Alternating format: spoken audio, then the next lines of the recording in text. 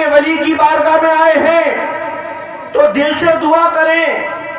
کیونکہ اللہ والوں کی بڑی شانیں ہوتی ہیں۔ اللہ والے وہ ہوتے ہیں جو ہمیں بھی اللہ سے ملا دیتے ہیں۔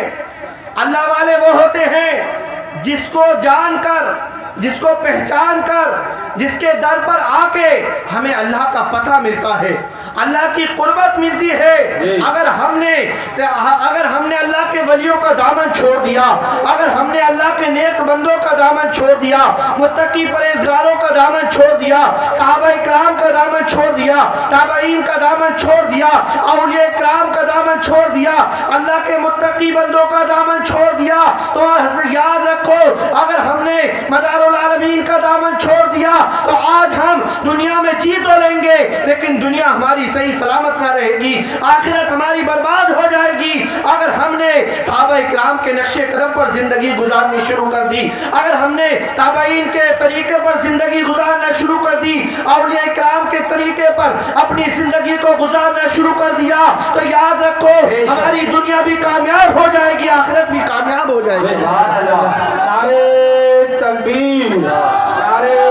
رسالت، نعرے غوثیت، عرص مقدر، فیضان شادی، فیضان شادی، فیضان نوسیم حضور،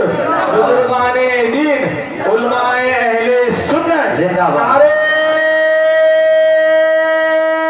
تکبیر، نعرے رسالت، سبحان اللہ سبحان اللہ۔ اللہ کے ولی، یہ اللہ کے ولیوں کو کوئی انسان نہیں بناتا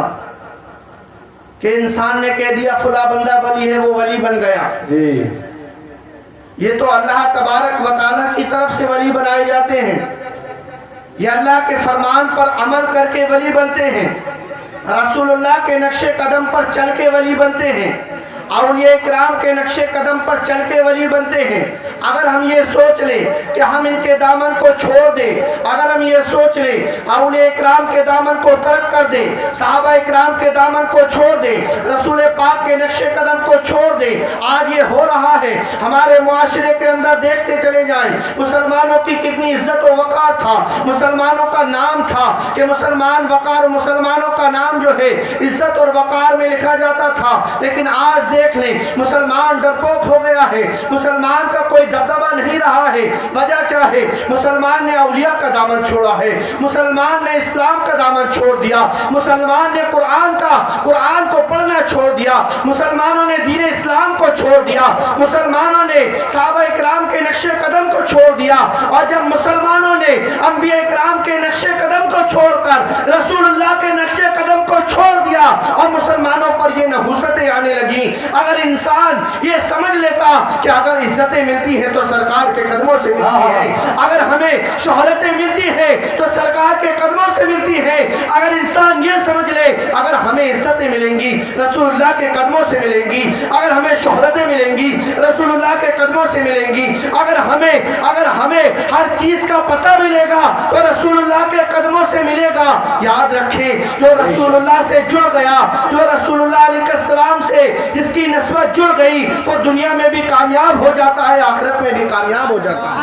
سبحان اللہ سبحان اللہ۔ اسی لیے تو اللہ نے فرمایا وَمَن يُطِعِ اللَّهَ وَرَسُولَهُ فَقَدْ فَازَ فَوْزًا عَظِيمًا، کہ جس نے اللہ اور اس کے رسول کی اطاعت کی، اللہ اور اس کے رسول کے فرمان پر عمل کیا، اللہ نے بڑی کامیابیاں عطا فرمائی۔ صحابہ کرام کو دیکھیں، اللہ اور اس کے رسول کی اطاعت کی، اللہ نے ان کے ناموں کو بلند کر دیا، اور تا قیامت تک انسان ان کے ناموں کو لیتا رہے گا۔ اور صحابہ کرام نے اللہ اور اس کے رسول کی اطاعت کی، اولیاء کرام نے اللہ اور اس کے رسول کی اطاعت کی۔ اب یہاں کی بات دیکھ لیں، حضرت حاجی عبدالکریم صاحب رحمۃ اللہ علیہ نے اللہ اور اس کے رسول کی اطاعت کی، تو آج ان کا ذکر ہو رہا ہے، آج ان کا ہم ذکر کرنے کے لیے جمع ہیں۔ اگر رسول اللہ سے جس کو نسبت ہو گئی تو وہ دنیا بھی کامیاب، اس کی آخرت بھی کامیاب۔